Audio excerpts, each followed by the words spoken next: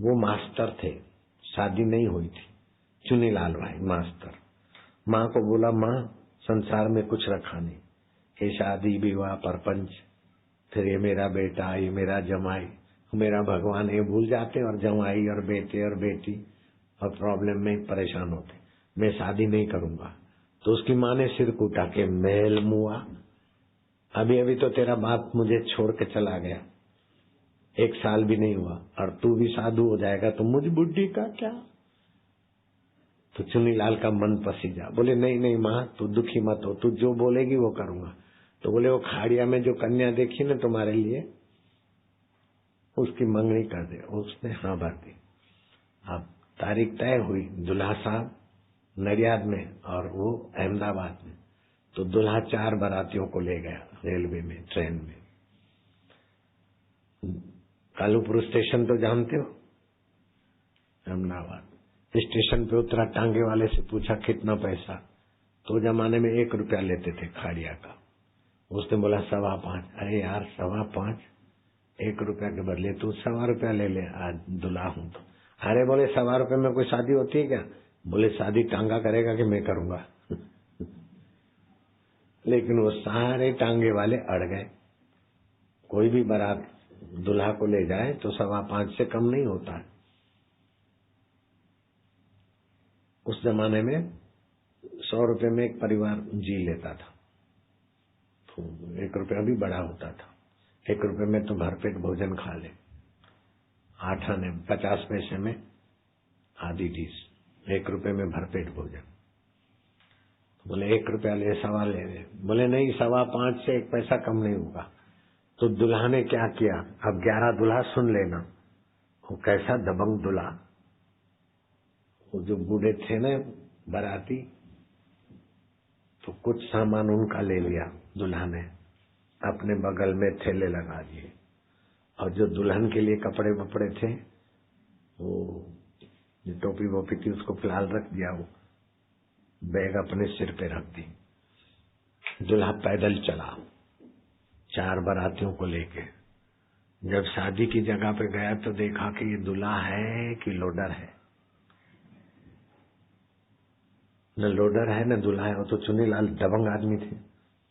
बोले आवी रीते, अरे के घोड़ा गाड़ी वाला 5.25 रुपया मांगता है, 5.25 रुपया उसको कैसे दे, अच्छे काम में लगा है 5.25 रुपया। बोले तो वरराजा से, वरराजा कोई भी बैठता है तो 5.25 रुपया लेते। तो शादी वरराजा को करनी है कि घोड़ा गाड़ी को करनी है? अब तुम्हारे को कन्या मुझे देनी है कि घोड़ा गाड़ी को देनी है? घोड़ा गाड़ी को देनी है तो मैं तो जाता हूँ, और मेरे को देनी है तो मैं तैयार हूँ। अरे बोले मेरे बाप रे, शादी हो गई। और कन्या को टीबी थी। कन्या के माँ बाप बोले चलो ये भगत के हवाले। कन्या थोड़े दिन तो रही, बाद में वो भी भगवान के चरणों में, फिर चुनीलाल बन गए साधु। उनका आश्रम पास में ही है, हरिओम आश्रम।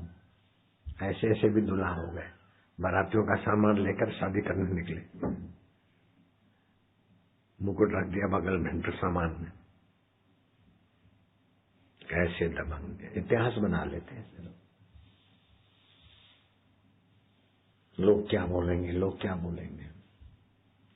दुर्बल जो करे ते जाए, यानी ढोल तमाचा खाए। दुर्बल जो करे वो जाए और ढोल तमाचे खाए। सबल जो कहे वो हो और जय जयकार हो जाए। वो भी उनका यशगान हो रहा है, चुनीलाल महाराज का भी यशगान हो रहा है।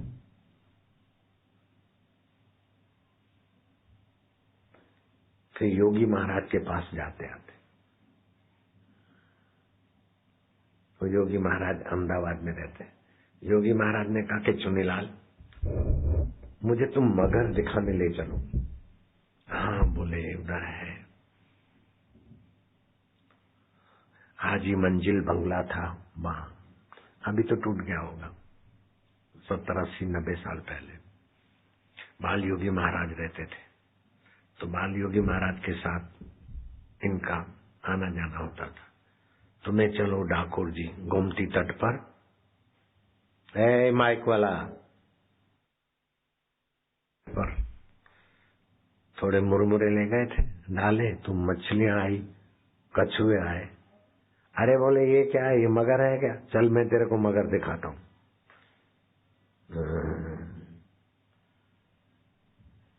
तो एक पागल जैसे संत रहते थे, वास्तव में तो बुद्धिमान थे, लेकिन पागल का रूप बनाया, कोई सिर नहीं खपावे। उनका नाम था नथुराम शर्मा। नथुराम शर्मा एक पंचदशी रचिता विद्वान, वो अलग है, ये अलग थे। ढाकुर में गोमती तट पर पड़े रहते थे।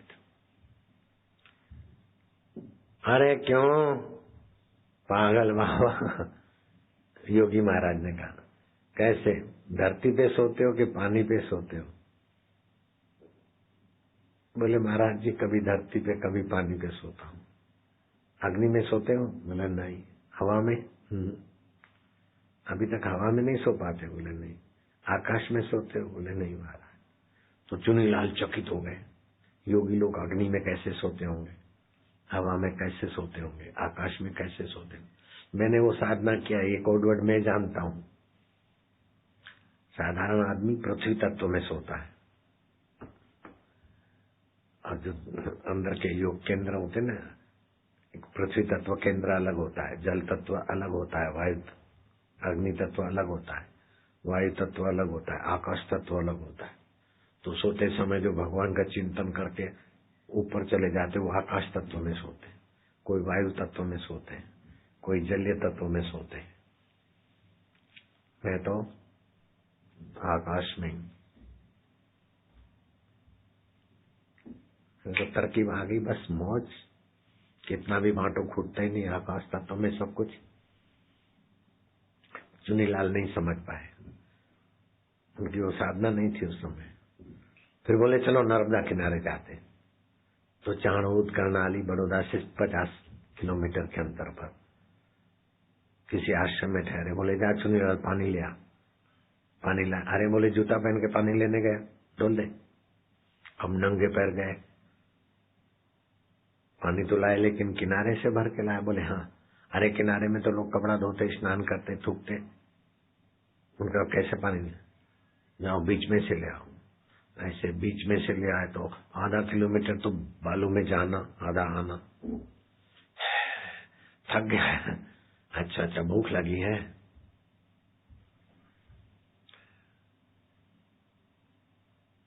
संत ने संकल्प किया और दृष्टि डाली, एक कन्या आई, चांदी का थाल और व्यंजन, दाल भात रोटी साग सीरो रवो ये वो पूरी पकौड़ो।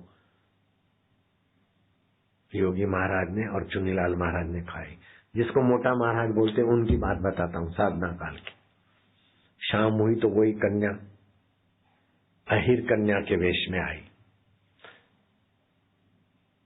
जैसे अपना है ना शिवा भाई, शिवा अहिर, बकरे गाय भैंसे रखते न, दूध बेचने वाले, उस रूप में आई।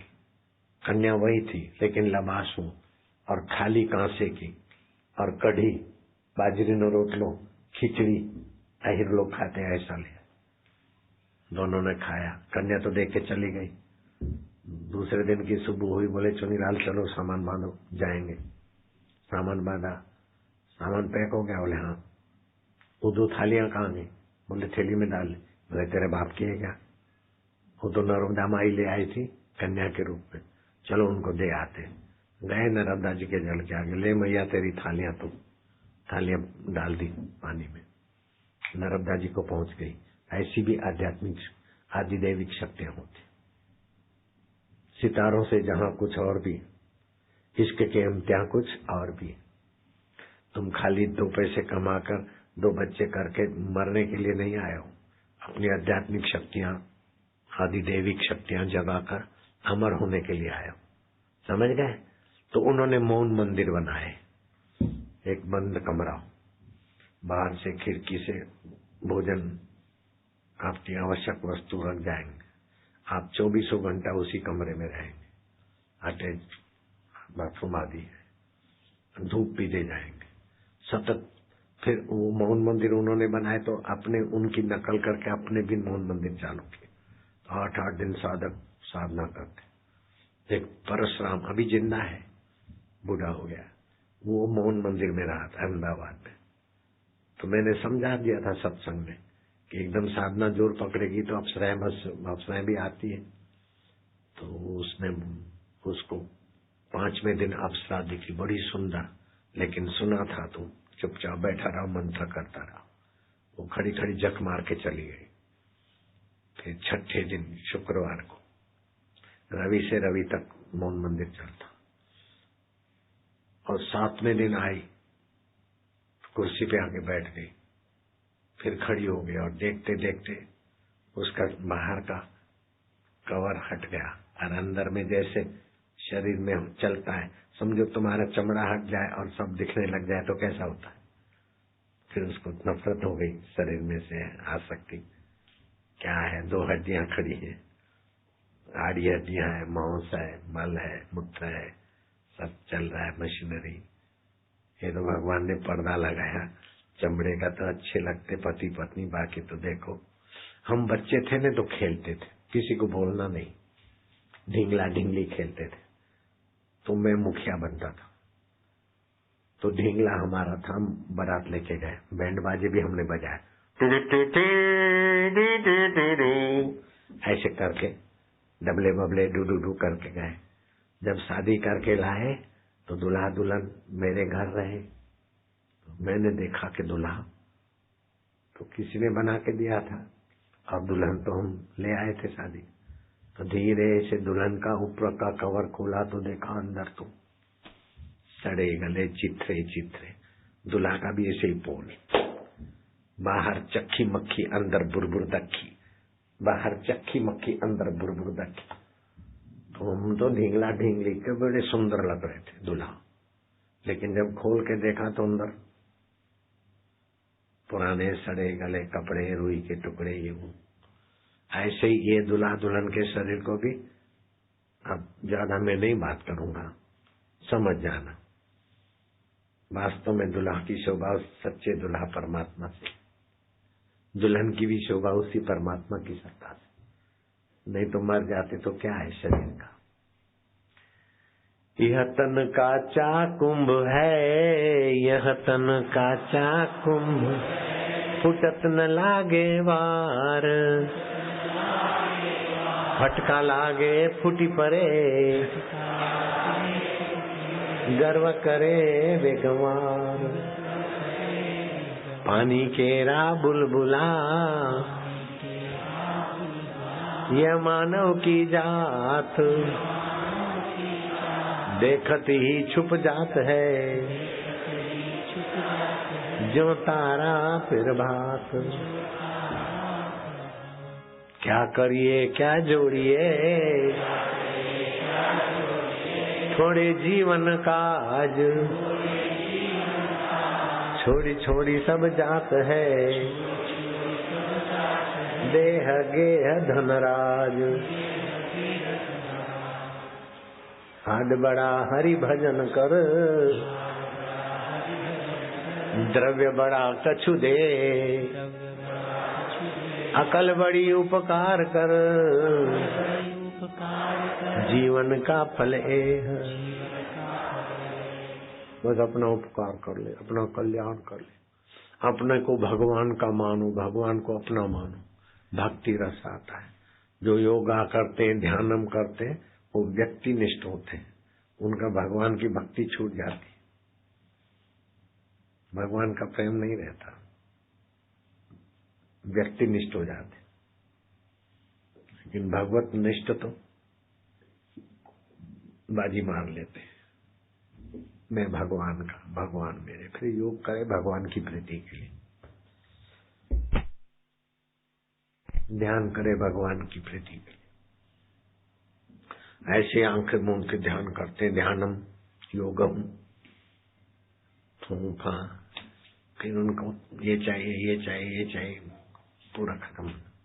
भगवान के सिवाय कुछ भी चाहिए चाहिए तो चाहिए कि पेट में संसार भरते हैं तो संसार में पिसते रहते, लेकिन चाह की पेट में भगवान को बढ़े तो चाह का पेट फट जाता है और भगवान से साधक मिल जाता है। चाह के पेट में भगवान भरो, चाह के पेट में संसार भरोगे तो संसार तुमको नोच के कहीं का नहीं रखेगा। चाह की पेट में भगवान को भरोगे तो चाह का पेट फट जाएगा, तुम और भगवान मिल जाओगे। ठीक है, सत्संग भी मिल गया, शादी भी हो गई। हरि ओम हरि ओम।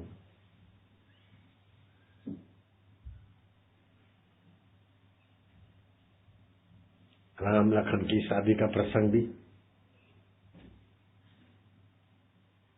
ये कैसेट सुनना फिर से। शीघ्र सारे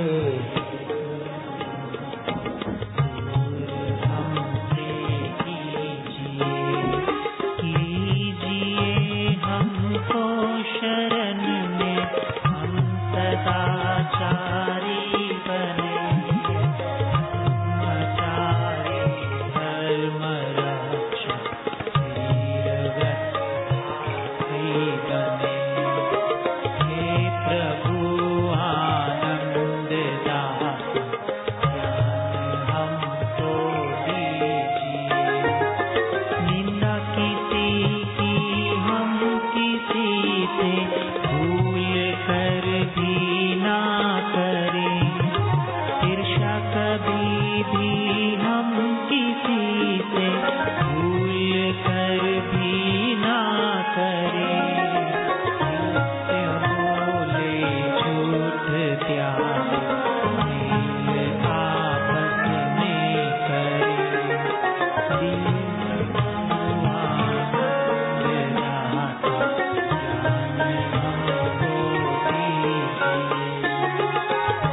हमारी आयु है प्रभु लोक के उपकार में, हाथ डाले हम कभी ना भूल कर अपकार में।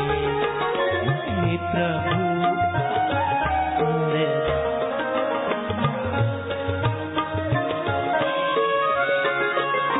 कीजिए हम पर कृपा, अब ऐसी है परमात्मा। मोह मद मात्सर रहित हो वे हमारी आत्मा। हे प्रभु आनंद दाता, ज्ञान हमको दीजिए।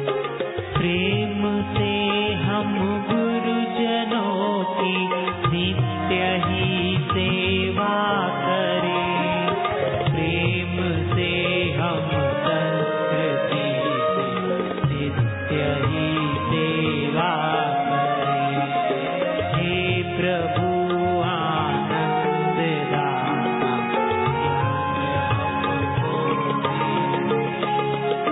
योग विद्या ब्रह्म विद्या हो अधिक प्यारी हमें, ब्रह्म निष्ठा प्राप्त करके सर्वहितकारी बने।